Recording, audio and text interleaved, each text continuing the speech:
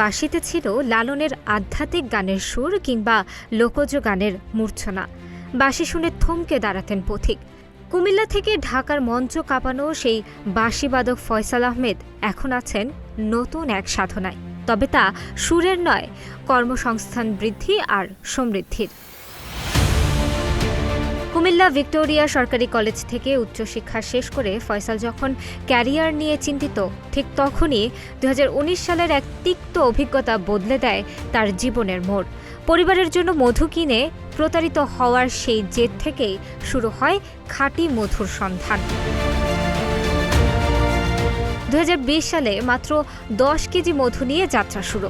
আজ তার শোরুমে থরে থরে সাজানো 20 থেকে 22 রকমের মধু। শুধু ব্যবসায়ী নয়, পণ্যের গুণগত মান নিশ্চিত করতে গড়ে তুলেছেন নিজস্ব ল্যাব। সেখানে পরীক্ষা করেই মধু পৌঁছে দেওয়া হয় ভোক্তার দ্বারে।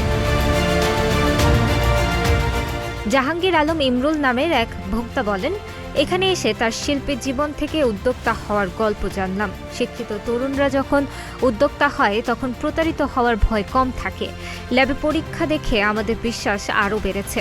ফয়সাল আহমেদের যে উদ্যোগ, তিনি এই ছাত্র বয়স থেকে শুরু করে এখন পর্যন্ত যে একটা পর্যায়ে এসছে, শিক্ষিত মানুষও যে এই মধু ব্যবসা করে কোটি কোটি টাকার রোজগারের পথ সুগম করতে পারে, এই জায়গাটাও কিন্তু পথ দেখিয়েছেন। আমি মনে করি ফয়সাল আহমেদের মতো যারা শিক্ষিত যুবকরা এই লাইনে এসছে।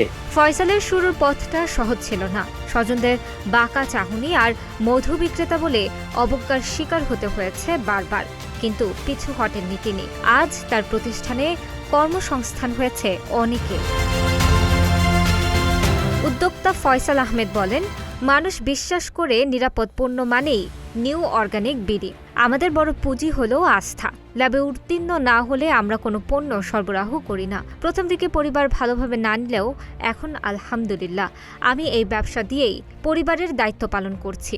আসলে গল্পটা 2019 সালের শুরুর দিকে। আমি ব্যক্তিগত প্রয়োজনে মধু খাওয়ার জন্য কিনতে গেলাম, এবং কিনতে গিয়ে হচ্ছে যে সচরাচর আমরা যেটা বাজারে পাই, খুব গাঢ় এবং কেমিক্যালওয়ালা মধু, সেটাই পাইলাম। এবং কিছুদিন রাখার পরে এটার মধ্যে প্রচুর পরিমাণে একটা কেমিক্যালের গন্ধ আসলে আসতেছিল। পরে এটা নিয়ে আসলে আমি অনেক চিন্তা ভাবনা করে খুঁজতে লাগলাম যে বাংলাদেশে আসলে খাঁটি মধুগুলো কারা কারা বিক্রি করে, বা মধু নিয়ে আসলে কোনো সংস্থা বা কিছু আছে কিনা। তো সেটা নিয়ে খুঁজতে খুঁজতে গিয়ে চট্টগ্রামে এক ভাইয়ের সন্ধান পাইলাম। উনি হচ্ছে যে একটা মধুর মিউজিয়াম করছে। বাংলাদেশের প্রত্যেকটা ফুল, প্রত্যেকটা মধু এবং পতঙ্গ উনি ওনার ল্যাবে এটাকে উনি সাজাইছে, এবং ওনার এখানে গিয়ে আমি মধু সম্পর্কে একটা বেসিক ধারণা পাইছি। এবং উনি মধুকে হচ্ছে বিভিন্ন প্যারামিটার, বিভিন্ন ধাপে হচ্ছে উনি টেস্ট করে। তো ওনার থেকে উদ্বুদ্ধ হয়ে আসলে আমি এই ব্যবসা করবো এটা আশা না, যে আসলে ভালো মধু পাবো এবং নিজে খাবো। এবং ওনার থেকে আমি মধু নিয়েও আসছিলাম। আনার পরে টুকটাক মেশিনপত্র কিনে আস্তে আস্তে শুরু করে তারপরে হচ্ছে যে মাথার ভিতরে একটা আসলো যে আসলে আমাদের আত্মীয় স্বজনের মধ্যেও তো অনেক পরিমাণ একটা বিস্তৃত পরিসর আছে যারা মধু খেতে চায়, কিন্তু আসলে অথেন্টিক সোর্সটা পায় না। তারপরে হচ্ছে আমি শুরু করা 2020 সালের আগে 19 সালের শেষের দিকে শুরু করে আজকে 26-27 সাল, আলহামদুলিল্লাহ ভালো আছি। মধু নিয়ে একটু পড়াশোনা করি, টুকটাক গবেষণা করি, এই আর কি চলতেছে। ফয়সালের এই রূপান্তর প্রমাণ করে সততা আর পরিশ্রম থাকলে যে কোনো পেশাতেই আকাশ ছোঁয়া সাফল্য সম্ভব। কুমিল্লার ধর্মপুর এলাকার এই ল্যাব এখন ভরসার নাম অনেক খুচরা ব্যবসায়ীর কাছে।